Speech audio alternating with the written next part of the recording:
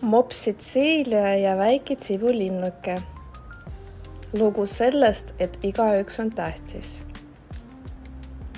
Iga päev, just natukene enne hommikust tipptundi, astus oma koduukses välja Mops Sitsiilia. Ta oli väike, sportlik ja väga asjalik. Tänavad olid veel värsked ja veidi kastemärjad, nagu oleks öönud üle pesnud. Päike silitas katused ja kõik puud tundusid eriti rohelised, justkui oleksid nad äsja lehtedega üle kullatatud. Sitsiilia tõusis trepid alla ja vaatas paremale, siis vasakule, siis üles. Linn oli ärkamas. Nüüd algab töö, mõtles ta. Varesed ootavad. Tema kõrval kõndis perenaine. Tal oli ühes käes kruus kohvi ja teises kilekott, mis lõhnas nagu soe praekana. Sitsiilia teadis hästi. See pole mulle. See oli missiooni jaoks. Kas täna on jälle varase päev, küsis perenaine naeratades. Sitsiilia vaatas teda. Kas on mingeid teisi päeve üldse, ütles ta pilguga. Nad liikusid mööda tänavat. Sitsiilia sammus nagu väike kindral. Ta nusutus õhku, vaatas katusi. Kõik oli kontrolli all. Tere Sitsi! Hõikas postiljon rattalt. Tere Vello, haakus Sitsiilia vastu. Ta teadis, kes on turvaline ja kes vajab rohkem tähelepanu. Nurga peal jagas kohvikutädi lastele jäätis, šokolaadi ja maasikaga. Oi Sitsi, naeratas ta, jälle patrullis. Kohvikust tuli kohvi aroomi ja linnud säutsusid rõdudel, nagu oleks neilegi kiire päev ees. Sitsiilia nuusutas õhku, viipas savaga, aga ei peatunud. Töö vajas tegemist. Mänguplatsil lõid 2 poissi palli vastu planku. Üks kukkus, teine aitas püsti. Sitsiilia jäi hetkeks seisma. Ta jälgis. Kui kõik oli korras, liikus edasi. Pingi peal istusid 2 tädikest.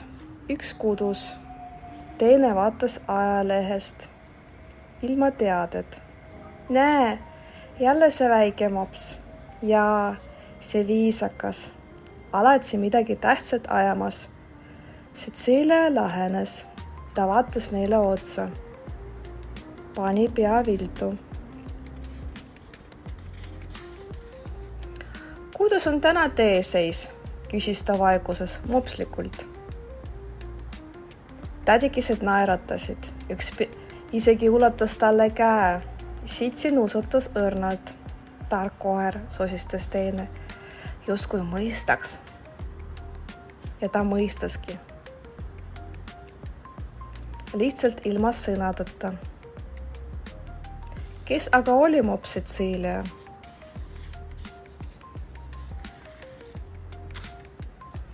Ta polnud lihtsalt tavaline koer, kes jookseb sabas ja haukub iga põsa peale. Ei, Sitsiilia oli eriline.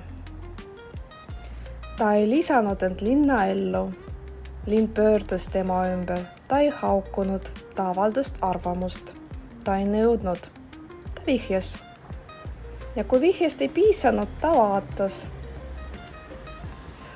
Kui teised koerad tuiskasid poriloogu poole, vaatas Sitsiilia need kõrvalt, nina kergelt püsti. Tänan ei, märjad kaped ei sobi mu päevale. Tema silmad olid suured ja tumedad, nagu öö, mis teab rohkem kui räägib. Kui ta tõstis käpekese, siis mitte lihtsalt istumiseks, vaid nagu ütleks. Palun natuke ruumi. Ma olen siin kohal. Aga nende tädikeste juures ta ikka peatus.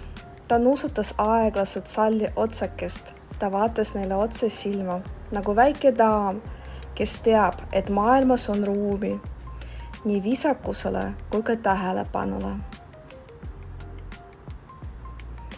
Kui nad lõpuks parki jõudsid, hakkas kuskilt puu otsast kostma tuttav kraa. Nad on kohal, mõtles Cecilia ja kirandas sammu. Pargi keskel suure vahtra all ootasid 3 varrest. Kraaks, kõige lärmakam, alati esimesena kohal. Kruu, vanem, targem, silmult kui binokkel.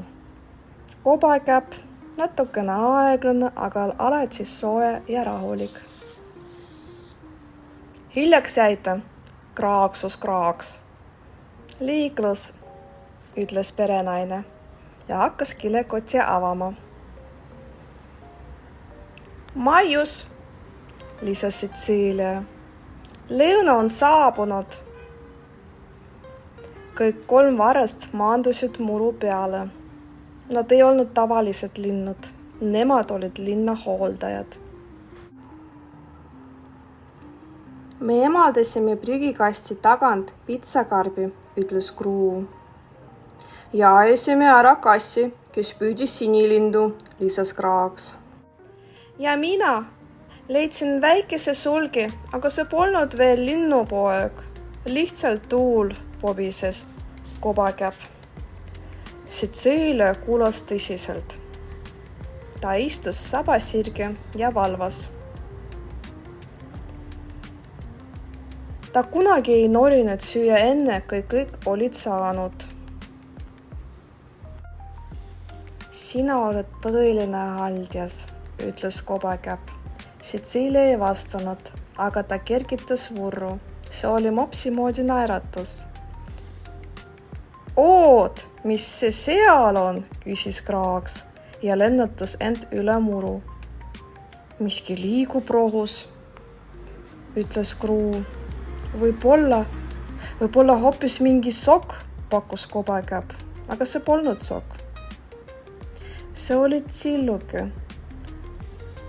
udusulgne tsibulinnuke, hall, õrn, värisev. Perenaine kummardus. Vaene linnupoeg, üksi. Cecilia juba nuusutas teda. Väga pisike, väga kartlik, aga elus. Ta pole vares, ütles Kraaks kohe.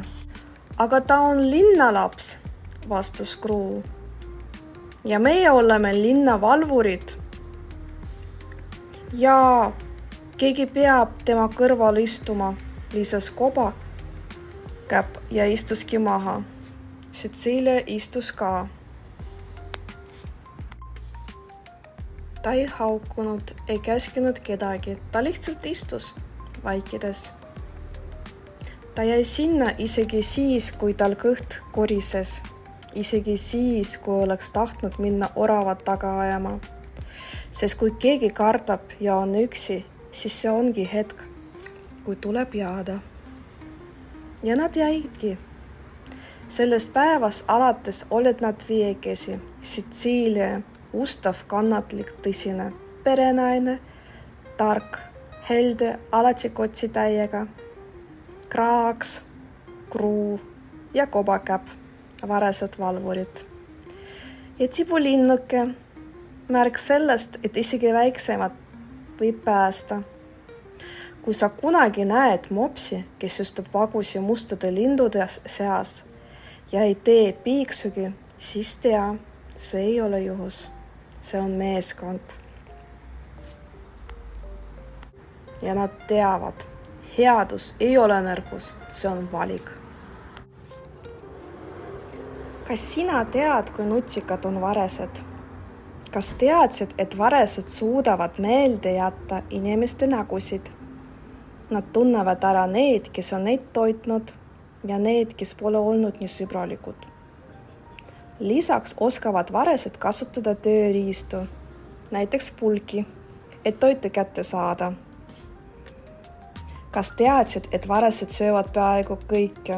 Neile maitsevad pähklid, seemned, puuviljad ja isegi kooritud kedumuna. Aga ära anna neile šokolaadi ega soolast toitu, see pole neile hea. Varesed on väga targad, nad suudavad lahendada keerulisi mõistatusi, kasutada tööriistu ja isegi mängida omavahel, täpselt nagu lapsed. Varesed elavad peredena, noored varesed võivad jääda vanemate juurde mitmeks aastaks, et aidata kasvatada väiksemad õdesid vendi. Nad suhtlevad omavahel häälte ja kehakeelega. Igal varesel võib olla oma hääl, nagu inimestelgi on erinevad hääled.